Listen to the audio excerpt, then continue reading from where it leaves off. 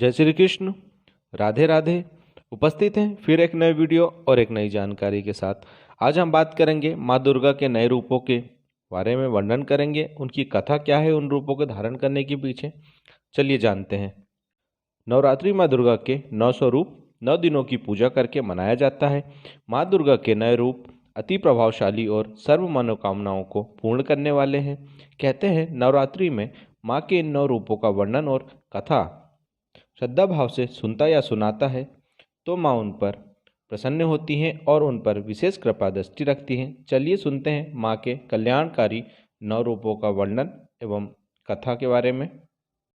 नवरात्रि का पहला दिन। नवरात्रि के पहले दिन माँ शैलपुत्री की पूजा की जाती है। पुराणों के अनुसार माता शैलपुत्री का जन्म पर्वतराज हिमालय की पुत्री के रूप में हुआ था, इसलिए उनका नाम शैलपुत्री है। माँ शैलपुत्री के एक हाथ में त्रिशूल और दूसरे हाथ में कमल मौजूद रहता है।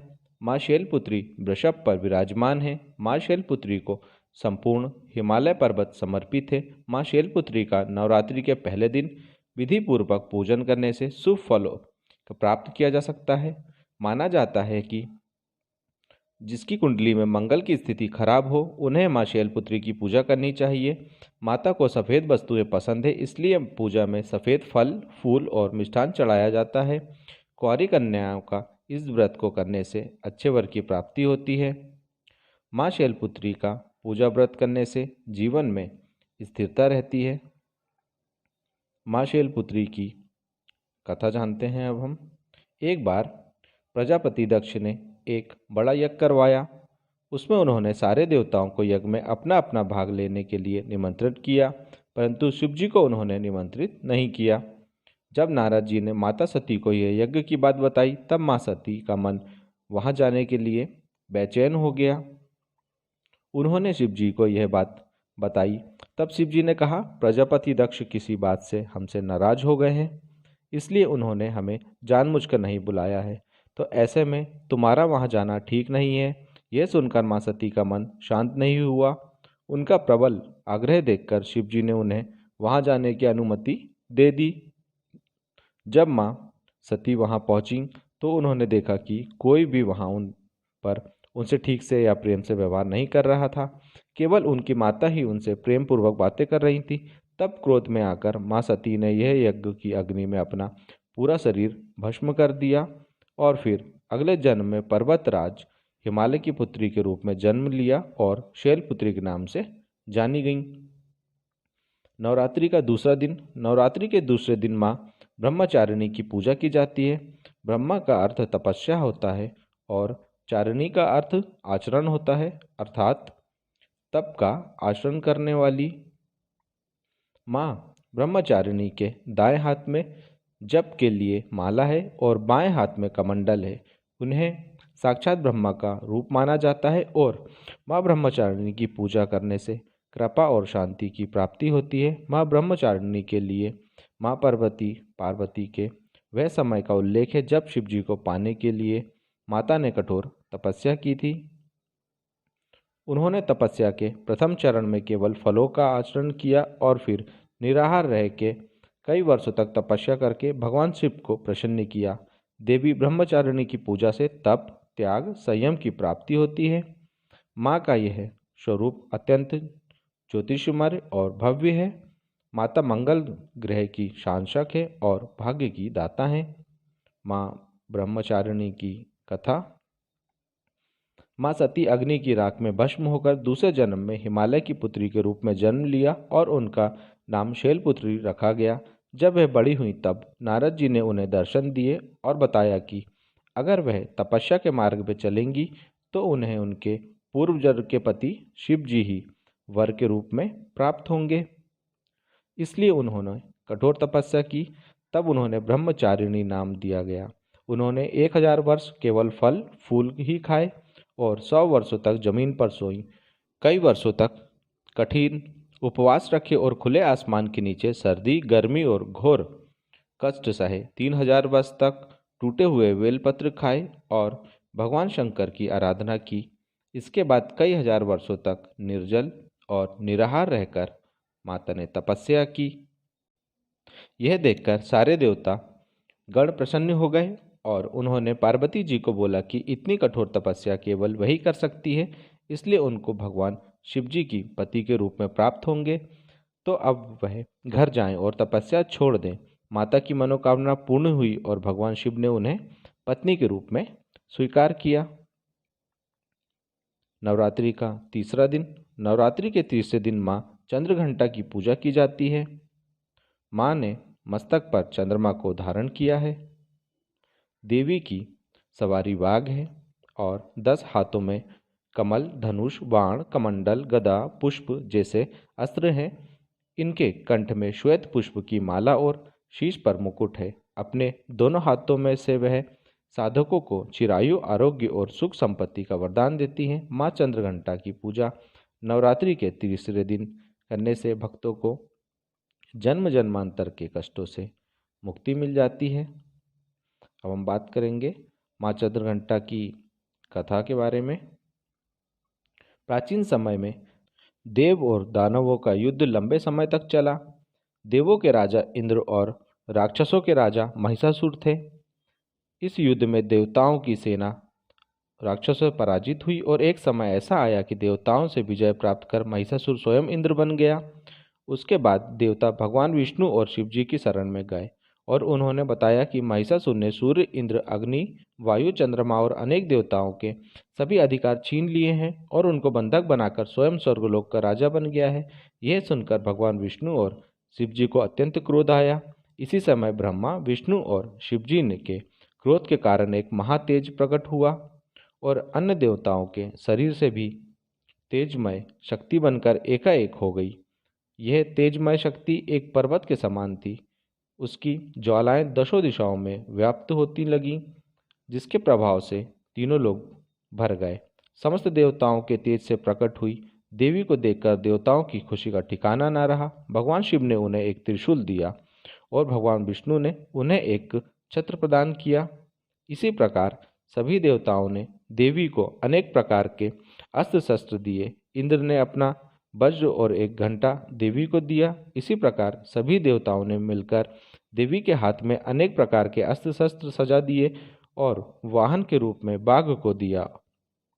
और इसके बाद माँ चंद्रघंटा ने महिषासुर और उसकी सेना के साथ युद्ध किया और महिषासुर एवं अनेक अन्य राक्षसों का वध किया। अब हम बात करेंगे नवरात्रि के चौथे दिन के बारे में। नवरात्रि के चौथे दिन माँ कुष्मांडा की पूजा की जाती है। कुष्मांडा माता ने अपनी मुस्कान से ब्रह्मांड की रचना की थी, इसलिए उन्हें सृष्टि की अर्धशक्ति के रूप में जाना जाता है। कुष्मांडा माता का रूप बहुत ही शांत, सौम्य और मोहक माना जाता है। उनकी 8 भुजाएं हैं, इसलिए उनको अष्टभुजा भी कहते हैं। इनके 7 हाथों में कमंडल, धनुष, बाण, फल, पुष्प, अमृत, कलश, चक्र, गदा है। 8वें हाथ में सभी सिद्धियों को देने वाली जप की माला है। माता का वाहन शेर है। माता के पूजन से भक्तों से सभी कष्टों का नाश होता है। माँ कुष्मांडा का नाम का मतलब है एक ऊर्जा का छोटा सा गोला, एक ऐसा पवित्र गोला जिसमें इस समस्त ब्रह्मांड की रचना की है। माँ कुष्मांडा की कथा। जब यह सृष्टि अंधकार में थी, तब एक छोटे से ऊर्जा के गोले ने जन्म लिया और यह गोला चारों तरफ प्रकाशित होने लगा और फिर उस गोले ने एक नारी का रूप लिया। वह कुष्मांडा माँ के नाम से प्रचलित हुई। इनका स्थान सौरमंडल भीतरी लोक में है। सौरमंडल में निवास करने की क्षमता और किसी में भी नहीं है। माता ने सबसे पहले 3 देवियों की रचना की। वह 3 देवियों माँ लक्ष्मी, माँ काली, महाकाली और माँ सरस्वती थी। महाकाली के शरीर से एक नर और एक नारी ने जन्म लिया। नर के 5 सिर और 10 हाथ थे, उनका नाम शिव रखा गया, और नारी का 1 सिर और 4 हाथ थे, उनका नाम उन्होंने सरस्वती रखा। महालक्ष्मी के शरीर से एक नर और नारी का जन्म हुआ। नर के 4 हाथ और 4 सिर थे, उनका नाम ब्रह्मा रखा और नारी का नाम लक्ष्मी रखा। माँ सरस्वती के शरीर से एक नर और एक नारी का जन्म हुआ। नर का 1 सिर और 4 हाथ थे, उनका नाम विष्णु रखा, और महिला का 1 सिर और 4 हाथ थे, उनका नाम शक्ति रखा। माँ ने भगवान शिव को शक्ति ब्रह्मा जी की, सरस्वती और विष्णु जी को लक्ष्मी पत्नियों के रूप में प्रदान किए। माँ ने अनेक देवी देवताओं की रचना की, इसलिए उन्हें सृष्टि की रचयिता माना जाता है। नवरात्रि का 5वां दिन। नवरात्रि के 5वें दिन हम स्कंद माता की पूजा की जाती है। स्कंद माता नाम 2 शब्दों से मिलकर बनता है, स्कंद और माता। स्कंद भगवान कार्तिकेय का दूसरा नाम है। कार्तिकेय भगवान शिव और माता पार्वती के पुत्र हैं, इसलिए स्कंद माता का अर्थ है कार्तिकेय की माता। माता की 4 भुजाएं हैं। वह एक हाथ में कार्तिकेय को पकड़े हुए हैं, दूसरे और तीसरे हाथ में कमल रखती हैं और चौथे हाथ में भक्तों को आशीर्वाद देती हैं। उनका वाहन शेर है और वह कमल पर विराजमान है। स्कंद माता विशुद्ध चक्र की अधिष्ठी देवी हैं। विशुद्ध चक्र हमारे गले के उभरे हुए भाग के ठीक नीचे होता है। स्कंद माता की पूजा करने से विशुद्ध चक्र जागृत होता है और उस व्यक्ति को वाणी की सिद्धि प्राप्त होती है। व्यक्ति का आयुष बढ़ता रहे और वह विद्वान बनता है। उनकी पूजा से 16 कलाओं और 16 विभूतियों का ज्ञान होता है। माँ स्कंद माता की कथा। सती जब अग्नि में जलकर भस्म हो गईं, उसके बाद शंकर भगवान सांसारिक मामलों से दूर हो गए और कठिन तपस्या में लग गए। उसी समय देवतागण तारकासुर के अत्याचार भोग रहे थे। तारकासुर को वरदान था कि वह केवल भगवान शिव की संतान से ही उसका वध होगा, बिना सती के संतान नहीं हो सकती थी। इसलिए सारे देवता और भगवान विष्णु के पास गए। तब विष्णु जी ने उनको कहा कि यह सब की वजह आप लोग ही हैं। अगर आप उस राजा दक्ष के वहाँ बिना शिव जी के नहीं गए होते तो सती को अपना शरीर नहीं छोड़ना पड़ता। इसके बाद भगवान विष्णु देवताओं को माता पार्वती के बारे में बताते हैं, जो सती माता की अवतार हैं। तब नारद मुनि माता पार्वती के पास जाकर उन्हें तपस्या करके शिव जी को प्राप्त करने को कहते हैं। माँ पार्वती की हजारों वर्षों की तपस्या के बाद भगवान शिव उनसे विवाह करते हैं। उन दोनों की ऊर्जा से एक ज्वलंत बीज पैदा होता है। उस बीज से 6 मुंह वाला कार्तिकेय जन्म लेता है और फिर कार्तिकेय तारकासुर का एक भयंकर युद्ध में वध कर देते हैं। तभी से स्कंद माता एक सर्वश्रेष्ठ पुत्र कार्तिकेय की माता के नाम से जानी जाती हैं। नवरात्रि का 6ठा दिन। नवरात्रि के 6ठे दिन माँ कात्यायनी की पूजा होती है। माँ कात्यायनी की पूजा करने से भक्तों को अर्थ, धर्म, काम और मोक्ष चारों फलों की प्राप्ति हो जाती है। सभी रोग, भय आदि दूर हो जाते हैं। माँ कात्यायनी की कृपा से शादी में आने वाली बाधाएं दूर हो जाती हैं और बृहस्पति शादी के योग भी बनते हैं और उनकी पूजा से वैवाहिक जीवन भी अच्छा रहता है। अब हम बात करेंगे माँ कात्यायनी की कथा के बारे में। पुराणों के अनुसार महर्षि कात्यायन ने माँ अर्धशक्ति की घोर तपस्या की थी। उनकी तपस्या से प्रसन्न होकर माँ ने उन्हें उनके यहाँ पुत्री के रूप में जन्म लेने का वरदान दिया था। माँ का जन्म महर्षि कात्यायन के आश्रम में हुआ था। कहते हैं जिस समय महिषासुर का अत्याचार बहुत बढ़ गया था, तब त्रिदेवों के तेज से माँ की उत्पत्ति हुई थी। माँ ने 10वीं तिथि के दिन महिषासुर नाम का एक राक्षस का वध किया था। इसके बाद शुंभ और एवं निशुंभ ने भी स्वर्ग लोक पर आक्रमण करके इंद्र का सिंहासन छीन लिया था। उनका अत्याचार बढ़ने से माँ ने उनका भी वध कर दिया। इसी तरह अगर माँ कात्यायनी की पूजा की जाए, व्रत को पढ़ा या सुना जाए, तो माँ उनके शत्रुओं से उनकी रक्षा सदैव करती हैं। नवरात्रि का 7वां दिन। नवरात्रि के 7वें दिन महाकालरात्रि की पूजा की जाती है। काल अर्थ मृत्यु होता है और रात्रि का अर्थ अंधकार होता है, अतः कालरात्रि का अर्थ अंधकार व अज्ञानता की मृत्यु होता है। माँ कालरात्रि दुर्गा का सबसे भयंकर रूप है। कालरात्रि माँ का रूप गहरा है। माँ के गले में विद्युत की माला और बाल बिखरे हुए हैं। माँ कालरात्रि के 4 हाथ हैं और उनका एक हाथ वर मुद्रा में है, जिसे वह भक्तों को आशीर्वाद देती हैं। दूसरा हाथ अभय मुद्रा में है जिसे वे भक्तों की रक्षा करती हैं। तीसरे हाथ में उन्होंने वज्र पकड़ा है और चौथे हाथ में निकुला कांटा है। माँ कालरात्रि का वाहन गदा है। माँ की पूजा करने से व्यक्ति अपने क्रोध पर नियंत्रण ला सकता है। नवरात्रि का 7वां दिन तांत्रिक क्रिया के साधना करने वालों के लिए अति महत्वपूर्ण है। माँ कालरात्रि की कथा। प्राचीन समय में शुंभ निशुंभ दैत्यों ने अपने बल से इंद्र का राज्य छीन लिया और उनके अत्याचार देवताओं पर बहुत बढ़ गए थे। तब वह मदद मांगने हिमालय पर्वत पर जाकर माँ भगवती की स्तुति करते हैं। माँ पार्वती को जब उनके बारे में पता चलता है तब उनके शरीर से अंबिका निकली, तो पार्वती ने अंबिका को दैत्यों के संहार के लिए भेजा। युद्ध में शुंभ और निशुंभ ने 2 राक्षसों चंड और कुंड को भेजा। अंबिका देवी ने चंड और कुंड से लड़ने के लिए काली देवी का निर्माण किया और काली माता ने चंड और कुंड का वध किया, इसलिए वह चामुंडा के नाम से जानी जाने लगी। इसके बाद शुंभ और निशुंभ ने रक्तबीज नामक अति पराक्रमी राक्षस को भेजा। उसको ब्रह्मा जी से वरदान था कि जब उसकी एक भी रक्त की बूंद जमीन पर गिरेगी वह दूसरा रक्त बीज बन जाएगा, जिसे उसने जैसा पराक्रमी पैदा हो जाएगा। युद्ध में जब रक्त बीज का रक्त गिरते गिरते तो वहाँ पे बहुत सारे दानव पैदा हो जाते। तब देवताओं का भय बढ़ गया। उनका भय देखकर अंबिका माँ ने माँ काली से कहा, हे चामुंडे, अपने रूप को बड़ा करो और रक्त बीज से उत्पन्न हुए सारे महाअसुरों का भक्षण करो। उसके बाद काली माँ ने अपना रूप बड़ा करके अपने त्रिशूल से रक्त बीज पर प्रहार किया।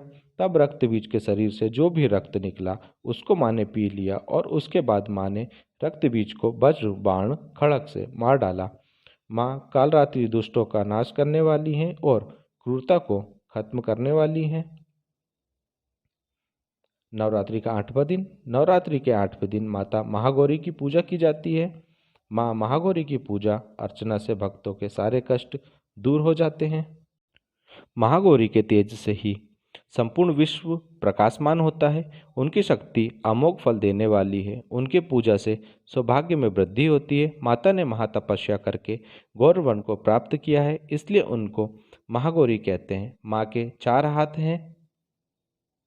उनके दाहिने तरफ के ऊपर वाले हाथ में त्रिशूल धारण किया है और नीचे वाले हाथ वरदायिनी मुद्रा में है। बाएं तरफ से ऊपर वाले हाथ में अभय मुद्रा धारण किए हुए हैं और नीचे वाले हाथ में डमरू को धारण किया है।